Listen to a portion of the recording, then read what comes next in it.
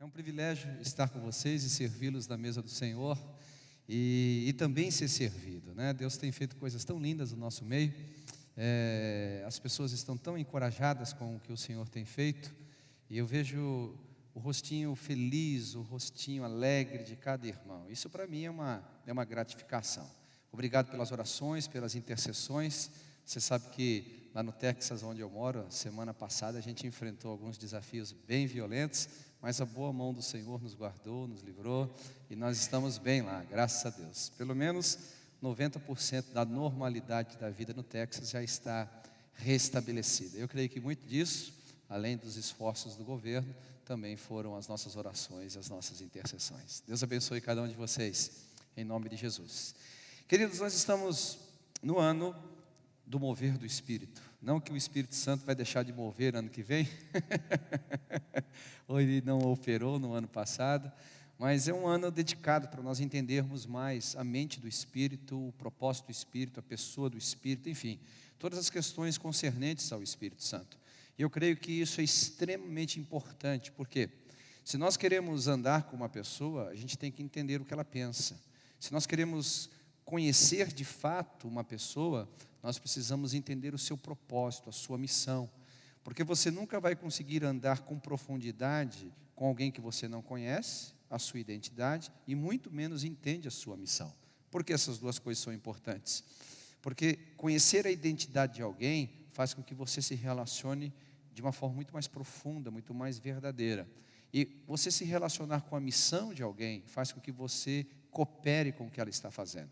Porque da mesma forma que você não pode ferir a identidade de alguém, você não pode abandonar a missão dela. Você nunca andaria com uma pessoa que tem uma missão completamente diferente da sua. Então, por exemplo, nós somos cristãos e temos uma causa chamada o Reino de Deus, a Igreja de Cristo. Quantos concordam? Digo amém.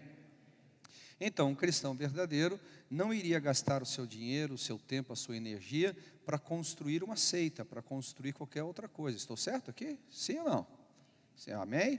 Porque você não se relacionaria com algo ou com alguém que estaria construindo algo paralelo ao reino de Deus. Porque o seu objetivo é o reino, o seu objetivo é o propósito de Deus. A mesma coisa com o Espírito Santo.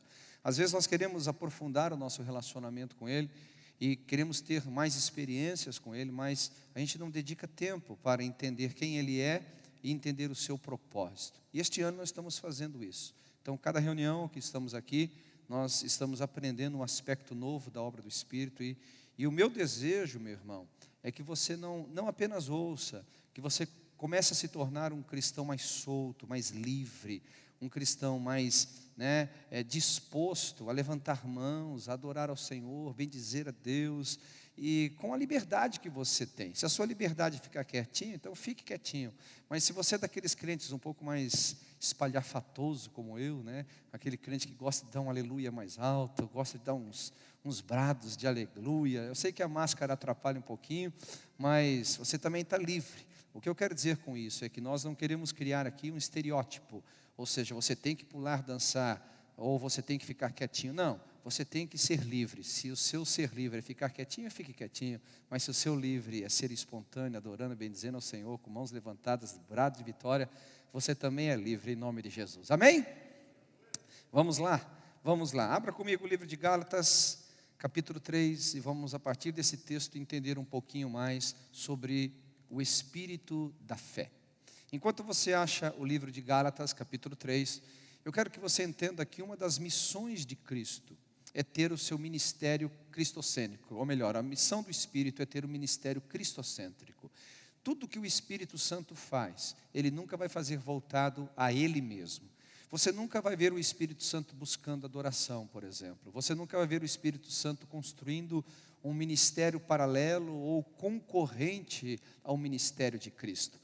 Porque na realidade, se você ler o livro de João, capítulo 14, por exemplo, você vai observar que Jesus disse que Ele iria ensinar-nos todas as coisas a respeito de Jesus, iria nos fazer lembrar tudo a respeito de Jesus, Ele iria nos levar a Cristo. Então, toda a obra do Espírito é cristocêntrica. E uma das questões que a gente precisa ter para andar com Cristo, para andar com Jesus, é a fé. É o espírito da fé. Se nós não soubermos desenvolver o espírito da fé, nós não vamos conseguir ter um bom relacionamento com o Senhor Jesus. Então deixa eu te mostrar como que o Espírito Santo trabalha em relação a isso. Deixa o livro de Gálatas aberto aí. Por exemplo, quantos aqui concordam que Jesus Cristo veio em carne? Diga amém. Aleluia, umas 2 pessoas. Vamos ver se desse lado fica mais forte. Quantos aqui concordam que Jesus Cristo veio em carne? Diga amém. Aleluia. Então, isso aconteceu há 2000 anos atrás. E na sua vida ele não pecou, na sua vida ele andou retamente diante de Deus. E ele se entregou como preço do resgate. Ele se entregou como sacrifício na cruz. Quantos creem? Diga amém. Então, quem é que produz essa crença em você? É o Espírito Santo, mediante a verdade das Escrituras. Porque, tente imaginar, você não estava lá 2000 anos atrás, você não viu o Cristo em carne, você não viu a crucificação, você não viu a ressurreição, você não viu nada disso. Você apenas leu em um livro. Se você lesse num livro, simplesmente sem a operação do Espírito Santo, seria só mais uma leitura.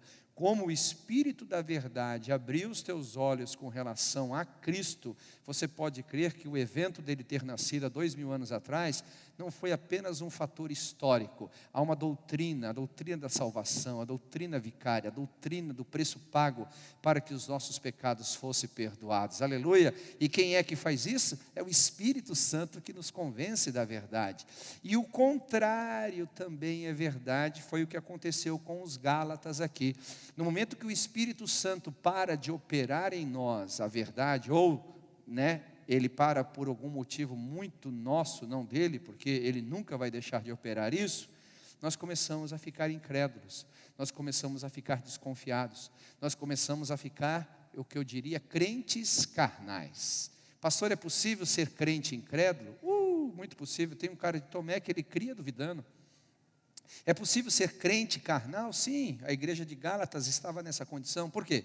Porque eles não permitiam mais o trabalhar do Espírito Santo dentro deles, promovendo o espírito da fé.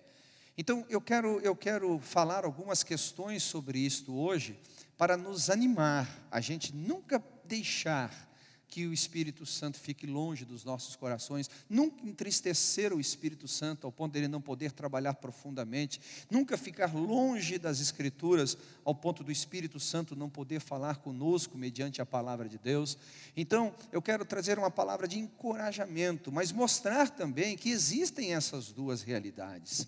Há um Cristo que morreu por nós há 2000 anos atrás, e essa verdade só se torna verdadeira em nosso coração quando o Espírito Santo trabalha profundamente nos convencendo a respeito dela. Mas o contrário também é verdade. Se a gente se distancia desta comunhão com o Espírito, se a gente começa a ter uma religião técnica, começa a ser crente incrédulo, crente carnal, e nós perdermos o espírito da fé, nós vamos ter problemas no nosso cristianismo. Foi o que aconteceu com os Gálatas aqui. Olha o que Paulo escreve para eles: ó Gálatas insensatos. Eu acho que aqueles irmãos eram muito educados, porque qualquer pregador, se chamar um auditório de insensato, no mínimo o auditório ficaria chateado com ele, não é verdade? Mas eu não estou falando de vocês aqui não, estou falando dos Gálatas, tá ok, irmãos? Não fique aí chateado comigo não. Quem vos fascinou a vós outros, antes cujos olhos foi Jesus Cristo exposto como crucificado? Quero apenas saber isto de vós: recebestes o Espírito pelas obras da lei ou pela pregação da fé? Sois assim insensatos, tendo começado no Espírito, estejais agora vos aperfeiçoando na carne? Terá sido em vão que tantas coisas sofrestes? Se na verdade foram em vão. Aquele, pois, que vos concede o Espírito e que opera milagres entre vós, porventura o faz pelas obras da lei ou pela pregação da fé? Você percebe que Paulo estava nesse pleito com relação aos irmãos ali da Galácia, porque em algum momento da vida deles, eles foram fascinados pelo judaísmo. Eles começaram a acreditar que o cristianismo poderia ser como uma continuidade do judaísmo, como que o cristianismo poderia ter sido uma reforma do cristianismo. Então, hoje o cristianismo seria esse judaísmo reformado, com alguns padrões um pouco diferenciados. E Paulo diz: não, vocês foram enfeitiçados. vocês estão sendo insensatos, vocês estão perdendo o espírito da fé. Eu quero lembrar vocês algumas questões. Lá atrás, quando vocês estavam aquecidos pelo Espírito Santo, lá atrás, quando vocês estavam trabalhados pela obra do Senhor, vocês não tinham essa dificuldade. Onde aconteceu esse fascínio? Onde aconteceu essa mudança de comportamento interior? E então Paulo tenta trazer aquela igreja novamente ao padrão das Escrituras, ao padrão do relacionamento com o Espírito Santo. Se a gente for observar, querido, esse aqui não foi um problema simplesmente da igreja de Gálatas. Eu quero que você abra comigo no livro de Números, capítulo 13, e nós vamos ver ali uma história muito interessante, a partir do versículo 25, onde o povo havia atravessado pelo deserto. Vocês lembram que a última vez que eu estive aqui eu preguei sobre isso, na Escola do Espírito, campus deserto. Aquele povo havia experimentado os milagres extraordinários. Eles viram o rio Nilo se tornar em sangue, eles viram, para eles ficar de dia, para os egípcios ficar de noite. Eles viram as plagas das moscas, eles viram as pragas matando os animais, eles viram a libertação do espírito da morte, eles viram os 10 grandes milagres de Deus, eles viram as águas verterem da rocha, eles viram o mar se abrir, eles viram milagres, irmãos, milagres que talvez eu e você, somado nós dois juntos, e talvez toda a igreja aqui nos Estados Unidos, juntos, nunca vamos ver na dimensão que aqueles homens viram. Mas num determinado momento da vida deles, eles foram fascinados, eles se tornaram crentes incrédulos, eles se tornaram crentes carnais, eles perderam o espírito da fé. E Moisés teve um problema sério, não somente Moisés, mas o povo que estava ao redor dele teve um problema muito sério. Eu quero ler para vocês, para não ficar apenas na minha palavra. 25 em diante diz assim: ao cabo de 40 dias voltaram de espiar a terra, caminharam e vieram a Moisés e Arão e a toda a congregação dos filhos de Israel no deserto de Parã, a Cádiz, deram-lhe conta a eles e a toda a congregação e mostraram-lhe o fruto da terra. Relataram a Moisés e disseram: fomos à terra que nos enviastes, e verdadeiramente, repita comigo aqui, verdadeiramente, a terra mana leite e mel, esse é o fruto dela. O povo, porém, que habita nessa terra é poderoso, e as cidades muito grandes e fortificadas. Também vimos ali os filhos de Anak. Os amalequitas habitam na terra do Neguebe. Os heteus e os jebuseus e os amorreus habitaram na montanha, e os cananeus habitam ao pé do mar e pela ribeira do Jordão. Então Calebe fez calar o povo perante Moisés e disseram: eia, subamos e possuamos a terra, porque certamente prevaleceremos contra ela. Porém os homens que com ele tinham subido disseram: não poderemos subir contra aquele povo, porque é mais forte do que nós. E diante dos filhos de Israel infamaram a terra. Diga comigo, infamaram a terra. Não ouvi, diga, infamaram a terra que haviam espiado, dizendo: a terra pelo meio do qual passamos a espiar é terra que devora os seus moradores. Todo o povo que vimos nela são homens de grande estatura. Também vimos ali gigantes, os filhos de Anak, são descendentes dos gigantes, e éramos aos nossos próprios olhos como gafanhotos, e assim também o éramos aos seus olhos. Levantou-se, pois, toda a congregação e gritou em alta voz, e o povo chorou aquela noite, e todos os filhos de Israel murmuraram. Preste atenção nisso, murmuraram contra Moisés e contra Arão, e toda a congregação lhes disse: tomara tivéssemos morrido na terra do Egito, ou mesmo neste deserto, porque nos trouxe o Senhor a esta terra para cairmos à espada, e para que as nossas mulheres e os nossos filhos sejam por presa. Não nos seria melhor voltarmos para o Egito? E diziam uns aos outros: levantemos um capitão e voltemos para o Egito. Então Moisés e Arão caíram sobre o seu rosto perante a congregação dos filhos de Israel. Josué, os filhos de Nun e de Caebe, filhos de Jefoné, dentre os que espiarem a terra, rasgaram as suas vestes e falaram a toda a congregação dos filhos de Israel, dizendo: A terra pelo qual passamos a espiar é terra muitíssimo boa. Se o Senhor se agradar de nós, então nos fará entrar nessa terra e nos dará, terra que mana leite e mel. Tão somente não sejais rebelde ao Senhor, e não temais o povo da terra, porquanto como pão os podemos devorar. Retirou-se deles o seu amparo. O Senhor é conosco, não os temais.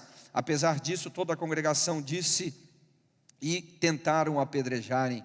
Porém a glória do Senhor apareceu na tenda da congregação e os filhos de Israel. Disse o Senhor a Moisés: até quando me provocará este povo? Até quando não crerá em mim, a despeito de todos os sinais que fiz no meio deles? Você percebe aqui, queridos, que a mesma situação que Paulo estava lidando com os Gálatas no Novo Testamento, Moisés teve que lidar com o povo do deserto, simplesmente porque ambos perderam o espírito da fé.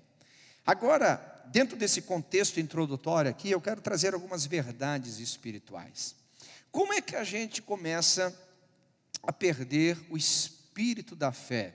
Pastor, você já disse, quando a gente está distante do nosso relacionamento com o Espírito Santo, quando a gente está muito mais voltado para algumas outras situações, senão para a obra do Espírito Santo. É verdade, mas eu quero trazer umas outras coisas um pouco mais práticas aqui. Você tem que parar para pensar o seguinte: quando você olha aqui o primeiro grupo de pessoas, o primeiro grupo dando o relatório, eles estavam falando a mentira?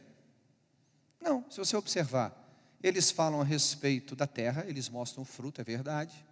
Eles dizem verdadeiramente a terra é como o Senhor disse, é verdade.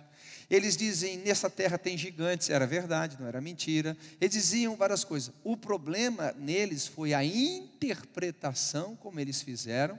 E eles interpretaram de uma forma tão absurda que eles fizeram a leitura mental do povo daquela terra, dizendo assim: eles também pensam que nós somos como gafanhoto aos olhos deles. Eles chegaram numa loucura mental tão absurda que começou então a desmoronar a fé, o espírito de fé dentro deles. Então o que acontece, queridos? O primeiro princípio que a gente tem que entender aqui é que Deus nunca nos chamou para negarmos a realidade da vida. Aliás, o próprio Senhor Jesus nos disse: no mundo tereis aflições. Semana passada falei sobre isso. É impossível nós não passarmos pelo deserto. É impossível nós não sofrermos. É impossível não passarmos situações difíceis na vida. O grande problema não é passar pelo deserto. O grande problema não é passar por situações difíceis. A grande questão é como que eu saio disso? Como é que eu passo por esse período e chego no final dessa história? Neste caso, a gente percebe que alguns perderam os seus passos, perderam os seus corações, perderam o espírito de fé, e estavam completamente distantes do Senhor. Você percebe então que a realidade começou a falar muito mais alto do que o espírito de fé. Deus não nos chama para negar a realidade, mas Deus também não nos chamou para que a realidade anule a nossa fé. São duas opções que você tem. Você quer ver a realidade? Você tem que vê-la, porque a fé não nega a realidade. Agora, desde quando a realidade é maior do que Deus? Desde quando a realidade é maior do que a palavra? Desde quando a realidade é maior do que a promessa que nós recebemos? Desde quando existiu um nome que é maior do que o nome do nosso Deus? Desde quando existiu um nome que não tenha que se dobrar e se ajoelhar e honrar o nome do nosso Deus? Tudo é uma questão de perspectiva. Tudo é uma questão de relatório. Você observa, por exemplo, aqui, que Josué e Caleb, que tinham um espírito diferente, vieram com o mesmo relatório, dizendo: verdadeiramente a terra mana leite e mel, verdadeiramente nela tem gigantes, mas só que é o seguinte: nós vamos devorar esses gigantes como pães, nós vamos devorar esses gigantes como o Senhor nos disse. Se o Senhor tão somente se agradar de nós, nós vamos entrar na posse dessa terra. Tudo é uma questão de perspectiva. Você quer honrar a realidade? Isso é carnal.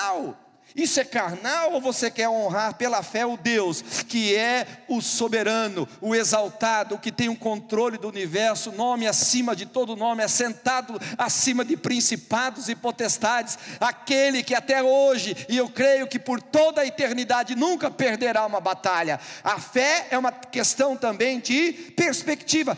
Qual é a realidade que você quer seguir? A realidade da vida real ou a realidade do espírito da fé, que não há impossíveis para Deus segundo as suas promessas? Aleluia! É uma questão de realidade. Qual das duas você quer enxergar? É isso que estava acontecendo com os Gálatas. Eram duas realidades. Qual das duas eles queriam enxergar? Quem fascinou eles? Quem fascinou eles? Você percebe que o que Deus está falando com Moisés é a mesma coisa que Paulo, pelo Espírito Santo, está falando com os Gálatas. Afinal de contas, deixa eu trazer aqui uma outra referência. Esse é o segundo ponto que eu quero que você reflita. Deus fala para eles assim: ei, vocês estão com esse comportamento a despeito de tudo que eu fiz por vocês. Deus está falando com o povo de Israel. Paulo está dizendo para eles assim: ei, afinal de contas, vocês recebem os milagres, vocês recebem o mover do Espírito pelas obras da lei, do judaísmo, ou pelo Espírito da fé? Existe uma razão de a gente olhar para o passado, somente uma razão para o passado. Quando o passado nos dá esperança para olhar para o futuro com os olhos da fé. Quando eu olho para o passado e digo: se Deus fez ontem, Ele é o mesmo Deus de hoje e continuará fazendo. Se Deus falou ontem, Ele é o mesmo Deus de hoje e vai continuar falando hoje. Se Deus operou ontem, Ele é o mesmo Deus de hoje e vai continuar a operar. Por exemplo, quando eu olho para a minha vida, irmãos, deixa eu falar algo para vocês. Quando eu olho para a minha vida hoje, um pregador do Evangelho, quando eu olho para a minha vida hoje, um homem cheio do Espírito Santo, eu posso crer em qualquer coisa, porque se Deus pôde transformar não existe milagres impossíveis para Deus fazer. Não, eu não entendo o teu silêncio, porque na realidade você não sabe quem eu era. Eu era um cara tão ruim, que o diabo tinha medo de mim. Sabe por quê? Ele tinha medo de perder o trono para mim. Mas Deus foi lá e me resgatou. Deus me mudou. Então quando eu olho para o meu passado, 30 e poucos anos atrás, eu falo: eu era aquele cara. Eu não consigo olhar para nenhuma pessoa na face da terra sem crer que Deus pode transformá-lo, simplesmente porque eu sei o que Deus fez na minha vida. Se Deus fez comigo, Ele pode fazer na vida de cada um. Quando eu olho para o passado, eu vejo milagres extraordinários, como eu já vi cegos enxergando, surdos ouvindo, mudos falando. Eu falo: o mesmo Deus de hoje pode operar na minha vida. Agora, muitas vezes os crentes dizem: não, mas você tinha aquela empolgação, porque você era um menino é empolgado, mas a gente vai amadurecendo na fé, a gente vai ficando crente mais maduro. Irmão, se for para ficar maduro cético, eu prefiro ser um menino eterno. Se for para ficar um maduro incrédulo, eu prefiro ser um menino eterno. Eu prefiro ser um maduro crente, um maduro que continua crendo que Deus faz infinitamente mais, abundantemente além do que eu já vivi na minha vida. E esta é a razão da maturidade. Aleluia. Eu já vivi coisas extraordinárias, mas eu conheci Deus nessa jornada inteira, e estou com o coração cheio de expectativas que Ele fará abundantemente além daquilo que eu possa imaginar. Aleluia. Aleluia. É impressionante. Você já chegou a essa conclusão algum dia na sua vida? Quando a gente é novo convertido, não sei se a gente não sabe no que crê direito, a gente crê em tudo, e depois a gente vai ficando um crente mais maduro. Eu sempre brinquei assim, que crente muito maduro, muito velho na igreja, começa a virar morcego. Vocês nem estão dando risada, né? Mas tomar cuidado com isso, porque a tendência da vida, se você não tomar cuidado, é você chegar assim numa idade que deveria ser a sua melhor idade, o seu melhor momento com Deus, você começa a ficar cético. Aí você olha o novo convertido, dando glória a Deus, se alegrando com as coisas do Senhor, já fala assim: fogo de palha, passa logo. Isso daí passa logo, porque a sua referência é você mesmo que esfriou. Então isso que aconteceu com esse povo. O que aconteceu? Deus deu um corte neles. Falou: quer saber de uma coisa? Esse povo aqui, de 20 anos para cima, ó, faca neles. Quem passou dos 20 aqui? Toma cuidado, hein?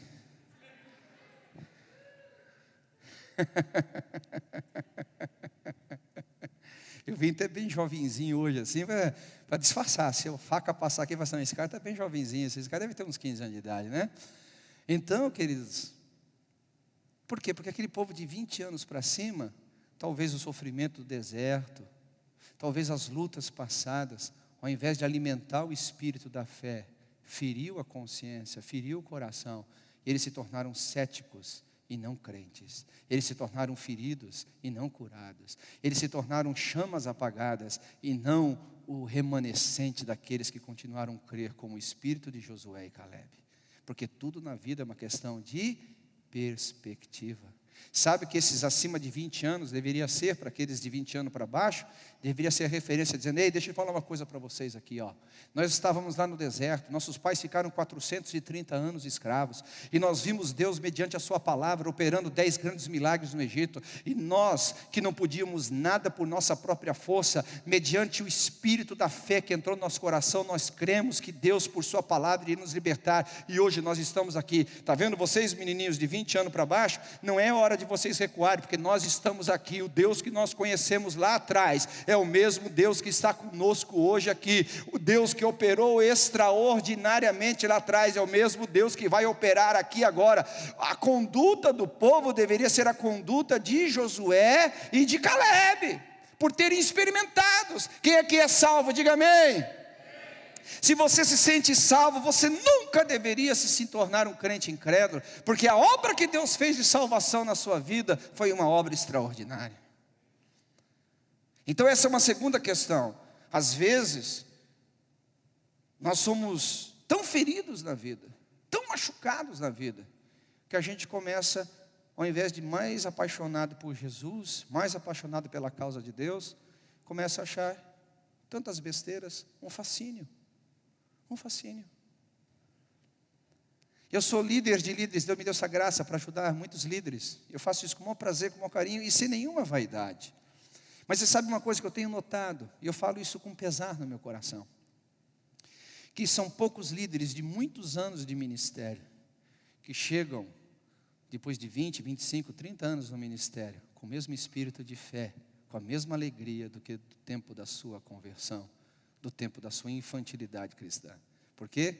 Porque eles se tornaram cínicos mediante as dores e os sofrimentos, que deveria ser o contrário. Você não está vivo? Deus não te trouxe até aqui? Você devia estar clamando, Ebenezer, até aqui o Senhor me ajudou. Para eu ajudar aqueles que estão começando hoje, para eu ajudar essa nova geração que vai entrar em áreas de conquistas que eu não entrei, mas eu pude, pelo Espírito da fé no meu coração, conduzir essa geração até aqui. Aleluia!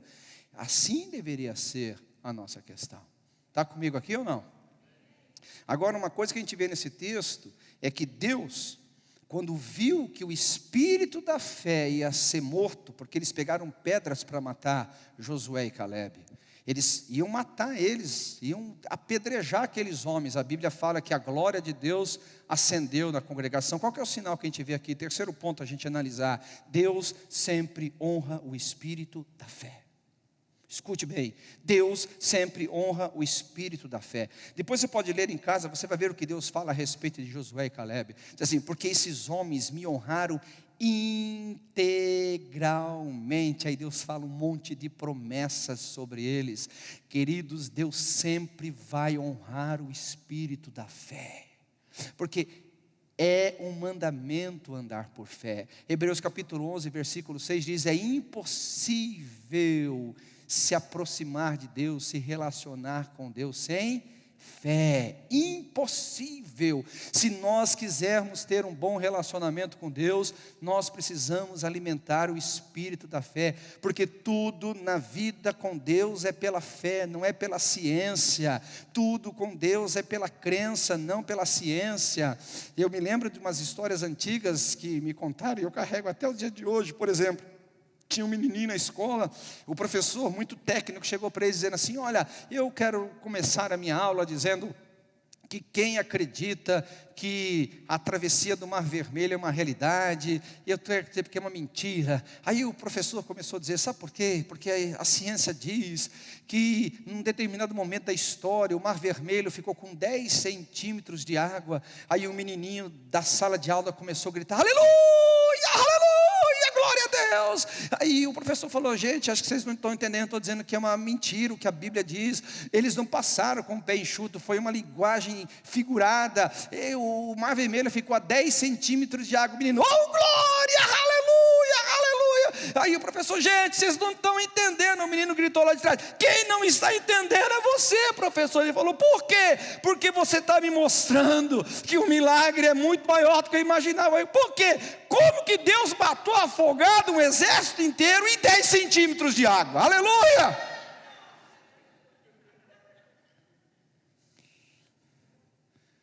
Um dia uma pessoa chegou para mim, pastor Marcelo, você não acha que você é muito fanático? Eu falei, por que você se acha, está me achando fanático? Pastor, você não acha que você é um pouco exagerado? Eu falei, por que você acha que eu sou exagerado? Ela falou assim, não pastor, você acredita em umas coisas, você parece louco. E eu falei, e você é normal? Ela falou, eu sou normal, eu sou um crente normal. Eu falei, então me prova que você é normal. Falou assim, qual a pergunta que você quer fazer? Eu falei, você acredita que uma virgem teve um filho? Lógico que eu acredito. Você acredita que o peixe engoliu um homem e vomitou ele no seu destino profético? Lógico que eu acredito. Você acredita que a água foi vertida da rocha? Lógico que eu acredito. Você acredita que a roupa cresceu com o tamanho de corpo das pessoas? Lógico que eu acredito. Eu falei, ó criatura, você se acha normal ainda? Ela falou, não pensei nisso. Não tem crente normal, irmão. Se você é crente normal, você não é crente. Pastor, nunca alguém me trouxe um atestado de doidura tão assim claro como você. A Bíblia fala que nós somos salvos pela loucura da pregação. O crente não anda numa dimensão normal. O crente não anda na dimensão secular. O crente não anda na condição própria de si mesmo. O crente sempre crê no sobrenatural. O crente sempre crê no milagre, na intervenção. O crente sempre crê que ele não está sozinho, Deus está com ele. Ele sempre crê que maior é o que está com ele do que qualquer um que está no mundo. Ele sempre crê que o Deus que está conosco, ainda que ele não nos livre das águas, mas essas águas não vai nos submergir. O crente sempre crê que ainda que Deus não nos livre do fogo, o fogo não nos queimará. No crente crê que ainda que ele passe pelo vale da sombra da morte, ele não tem medo, porque há uma vara, há um cajado nos consolando, nos conduzindo para sentar naquela mesa, aonde todos os nossos adversários nos olharão e saberão que Deus está conosco, vendo o nosso cálice transbordando. Há algum crente aqui que pode dar um glória a Deus? Aleluia! Esse é o espírito da fé. Pastor, mas tem que fazer muita força para crer assim. Pronto, já está errado. A fé nunca, quando eu tenho que fazer força para acreditar, eu já estou fora do espírito da fé. Porque não é de mim. O que é fé? Repita comigo, fé é acreditar no caráter de Deus. Era isso que Deus esperava desse povo. Não foi Deus que tirou eles do Egito? Não foi Deus que deu uma promessa para eles? Não foi Deus que deu a direção? Não era Deus que acendia a nuvem como fogo à noite e colocava a nuvem como proteção contra o sol de dia? Não foi Deus que os conduziu até ali? Porque o Deus que começou a boa obra não iria terminar? O que é fé? De comigo? Confiar no caráter de Deus. Diga, fé é confiar no caráter de Deus. Mais forte, fé é confiar no caráter de Deus. Que força que você faz para confiar no caráter de alguém? Nenhuma, você só confia. Deus não disse? Ele é capaz de cumprir. Você não precisa fazer força, você precisa ajudar Deus. Só creia que Ele é capaz para fazer aquilo que Ele mesmo prometeu que faria. Aleluia, isso é fé. Aleluia. Quantos creem que Jesus Cristo vai voltar? Dê um brado de vitória aí. Que força que você faz para crer nisso, gente? Deixa eu aqui começar a pregar depois dessa introdução. Quem aqui, por exemplo, é dos tempos antigos que tinha que colocar forminha na geladeira para virar gelo? Levanta a mão aí. Ó, você tem mais de 20. Cuidado, os mais de 20 estão correndo risco aqui, né? Está vendo? Esse monte de gente levantou as mãos, né? Bem, olha que coisa interessante aqui. Você que colocou a forminha lá na geladeira, qual foi a crise de incredulidade que você teve? Ai, meu Deus, não vai virar gelo. Não vai virar gelo, não vai virar gelo. Aí você teve que jejuar 40 dias, ficar de joelho, colocou milho debaixo do joelho para a oração ficar mais poderosa. Oh Senhor, vira gelo, vira gelo, vira gelo, vira gelo, vira gelo. Aí toda hora você abriu o refrigerador, virou gelo, não virou. Você entrou nessa crise de incredulidade? Não, por que não?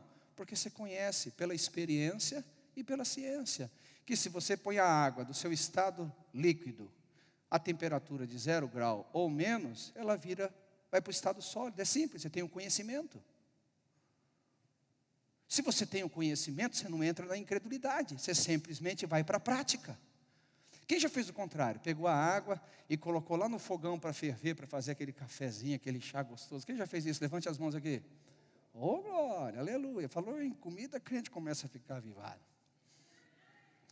Bem, qual foi a crise de incredulidade que você entrou? Ai, não vai ferver, não vai ferver. Chama o pastor, chama a pastora. Ela tem que fazer uma campanha de oração aqui em casa, senão a água não vai ferver. Oh meu Deus do céu, quantos entraram em crise de incredulidade aqui? Não, você não entrou em crise de incredulidade. Você tem o conhecimento e a experiência, que a água, quando chega a 100 graus, ela vai para o seu estado gasoso, porque ela entra em ebulição. Quantos concordam? Diga amém. Agora deixa eu te falar uma coisa. O conhecimento que você tem de Deus não é suficiente para você crer no caráter dele? Ou a lei da física é muito maior do que Deus? A experiência que esses homens tinham tido com Deus daria condições deles andarem em incredulidade?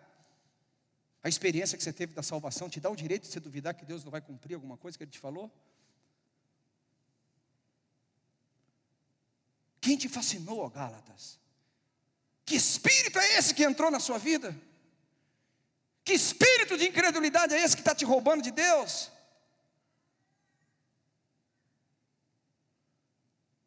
Não, está errado. Agora, a gente tem que entender que, esse é o meu último ponto, eu quero começar a terminar aqui, é que a fé precisa ser alimentada. Então, vamos trabalhar sobre como a fé vem e como a fé é alimentada. Romanos capítulo 10, versículo 17, fala que a fé vem pelo ouvir, e ouvir o quê? A palavra de Deus. Então, o que o Espírito Santo faz? O Espírito Santo te leva para a Escritura, o Espírito Santo te ilumina, ele te ilumina para que a Bíblia se torne verdade para você. Porque a Bíblia é verdade, se você crê ou não crê. Ela é verdade, ponto final, ela é verdade de Deus. Ah, não creio, problema teu, a Bíblia é a verdade. Agora, é benefício para você se a verdade de Deus se torne verdade para a sua vida. Esse é o papel do Espírito Santo. É aqui que começa a fé. Quando a verdade da Bíblia se torna a sua verdade, é aqui que é liberado o poder de Deus. Quando a verdade de Deus se torna verdade para você, aqui você começa a viver os milagres. Quando a verdade de Deus fica verdadeira para você, porque não adianta só estar na Bíblia, a Bíblia tem que ser verdadeira para você. É aqui, então o que você tem que fazer? Não tem como outro caminho, você tem que estar todos os dias, ou se não puder todos os dias, pelo menos o tempo suficiente diante da palavra, para que o Espírito Santo possa vivificar isso dentro do seu coração, para que o Espírito Santo possa encher teu coração da palavra de Deus, a palavra de Deus, a palavra de Deus, a palavra de Deus, a palavra de Deus, a palavra de Deus.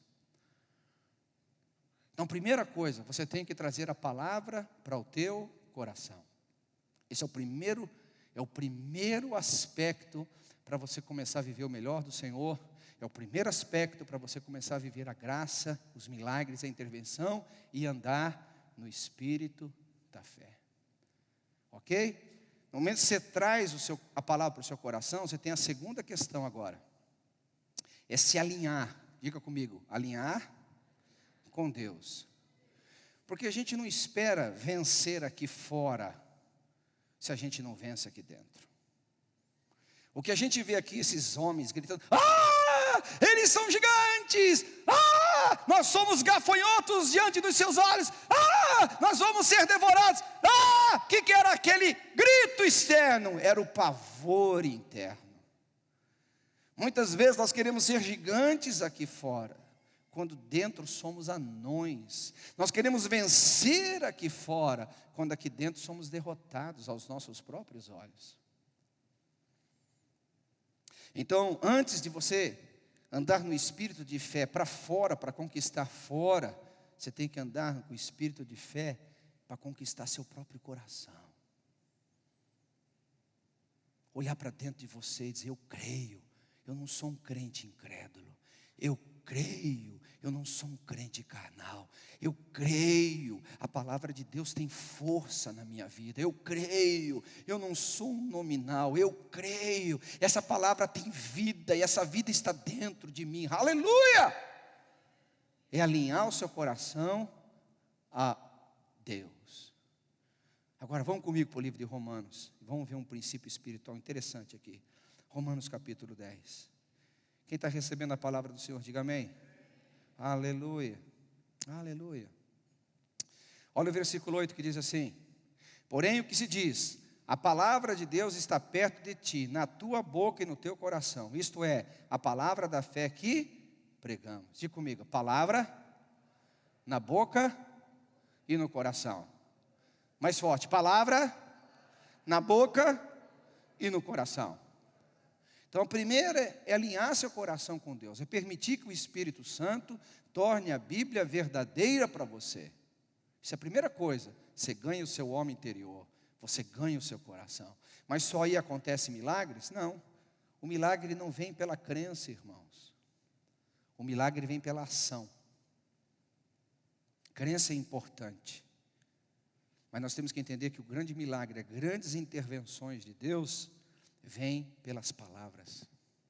O que aquele povo fez quando eles começaram a ficar incrédulos? Lembra que eu pedi para vocês falarem? E eles infamaram a terra.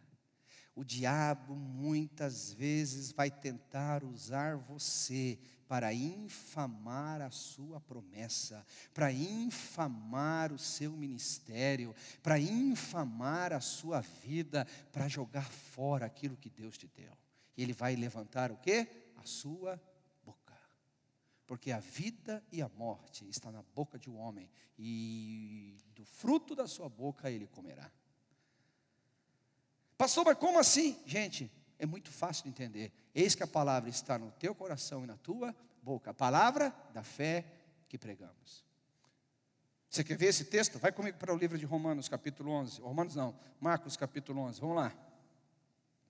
Marcos capítulo 11, versículo 23 em diante, diz assim: porque em verdade vos afirmo que se alguém disser ao monte, olha só, disser ao monte, erga-te e não lança-te no mar, e não duvidar no seu coração, olha só, e não duvidar no seu coração, mas crer o que se crê, é isso? Ou crer que se fará o que se diz?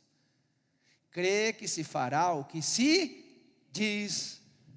O que se diz, o que se diz.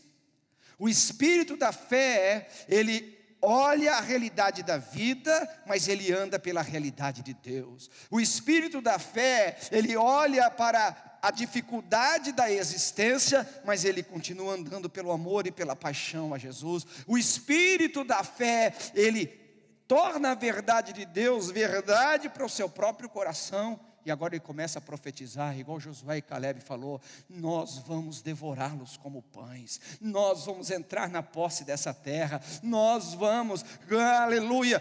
Se você olha, por exemplo, Caleb disse assim: eu já fui moço, quando Deus me fez a promessa, eu tinha 40 anos de idade, hoje eu tenho, se eu não me engano, 85 quando ele falou, e eu tenho a mesma força que eu tinha quando eu era menino, me dá aquele monte que eu vou possuir ele, aleluia.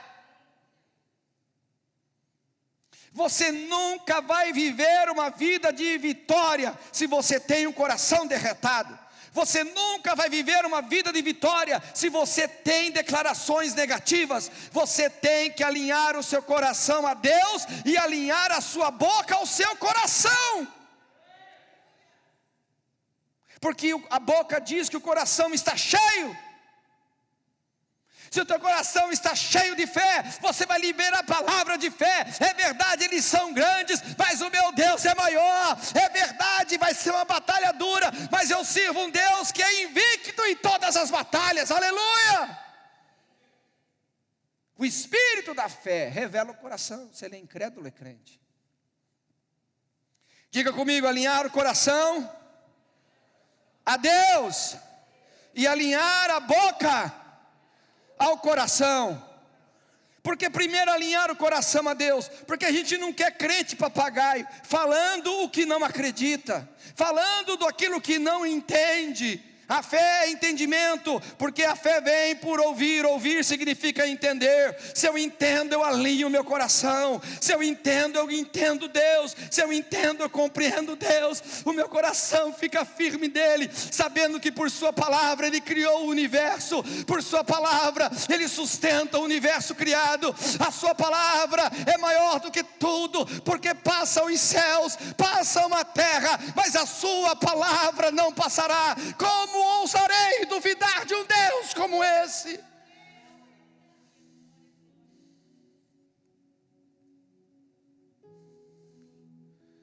Mas eu tenho que alinhar a minha boca. O crente não sabe muitas vezes o poder da vida e da morte que ele tem nos seus lábios.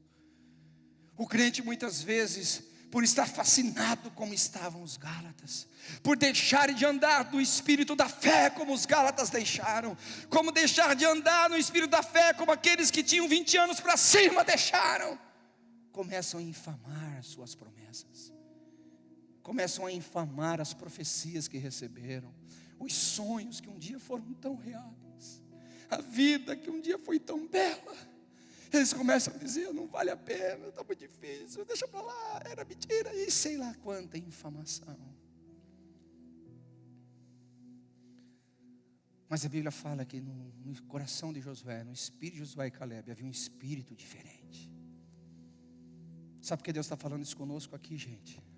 Não é para nos condenar, é para você trocar esse espírito de covardia, é para você trocar esse espírito de medo. Porque Timóteo nos diz que Deus não nos deu espírito de medo, Deus não nos deu esse espírito de covardia. Você está chamando isso às vezes de prudência, está chamando isso aí de... Ó, escuta, não é prudência, é bem-vinda, mas nesse caso aí é incredulidade mesmo, você só está mascarando.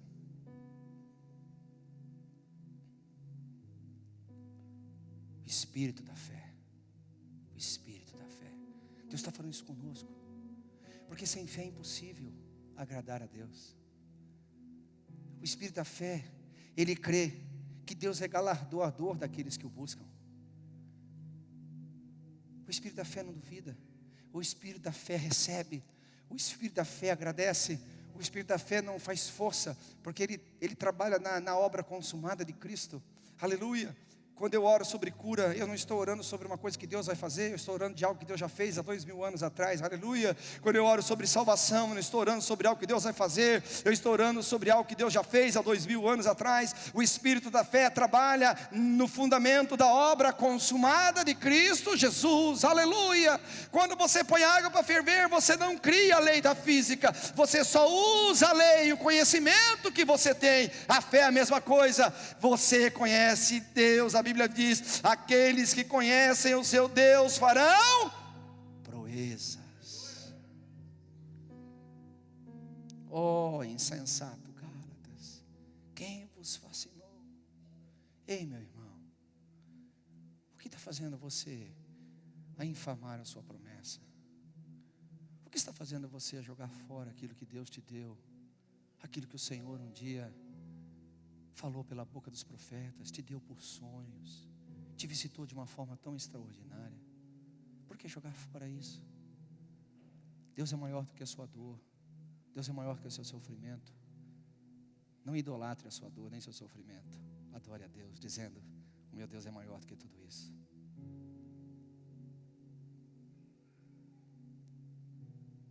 Ei, troque as suas vestes de sofrimento por vestes de alegria. Troque as suas vestes de tristeza por vestes de celebração. Ei, Deus está fazendo algo novo. Quem pode ver? Eu posso ver, aleluia. 2 pessoas estão comigo, é o suficiente. Se eu tenho um Caleb comigo, eu posso ser Josué. Se eu tenho um Josué comigo, eu posso ser um Caleb, aleluia. Mas eu acho que tem mais do que 2, 3 aqui. Deus está fazendo algo novo. Há o vento de Deus soprando em nosso meio aqui, aleluia. Quantos creem, diga amém. Libere palavras de fé, palavras de encorajamento, porque você viu o que aconteceu aqui? As palavras podem matar uma congregação inteira. Por causa da palavra de incredulidade daqueles 10 espias, uma nação inteira se revoltou contra Deus. Uma nação inteira quis voltar para o Egito. Ei, irmão, cuidado com a sua influência. Você tem que ser influência de fé, não de incredulidade. Você tem que ser influência positiva, não negativa. Você tem que ser influência que encoraja as pessoas a amarem mais a Deus, amarem mais o Senhor, buscarem mais a Ele, não o contrário. Mas hoje é dia de nós trocarmos as nossas vestes. Ei, por acaso, nós recebemos pela carne ou pelo Espírito? Pelo Espírito. É tempo de nos enchermos do Espírito da fé.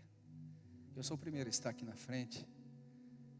Eu sei que nós não podemos fazer aglomeração, nós temos o distanciamento social. Mas se você quer se revestir do Espírito da fé, crer que Deus é o mesmo ontem, hoje, eternamente. É o Deus de Abraão, Deus de Isaac, Deus de Jacó, o Deus de Jesus, o teu Deus. E você quer jogar fora essa incredulidade, essa indiferença, esse cinismo, essa amargura, esses sentimentos horríveis, e que assumiu o Espírito da fé. Fique em pé junto comigo. Se você já anda em fé, mas quer continuar, fique em pé junto comigo. Você que está em casa, o Espírito do Senhor, Ele está aí te alcançando, porque o Deus de perto é o Deus de longe, o Deus dos vales e Deus dos montes está aí, Ele está perto de você. Ele quer encontrar você aí em casa, tirar você dessa depressão, tirar você deste sentimento fatídico, dizendo que tudo acabou. Não acabou não, teu Deus continua vivo, e Ele ama você e não se esqueceu das suas promessas. Ele é Deus dizendo a Jeremias: vistes bem, Jeremias, eu velo por minha palavra. Foque os seus olhos em Deus e na palavra que Ele te deu, e Ele vai te levantar desse lugar de monturo, e vai te ungir com óleo de alegria e óleo de vitória, aleluia.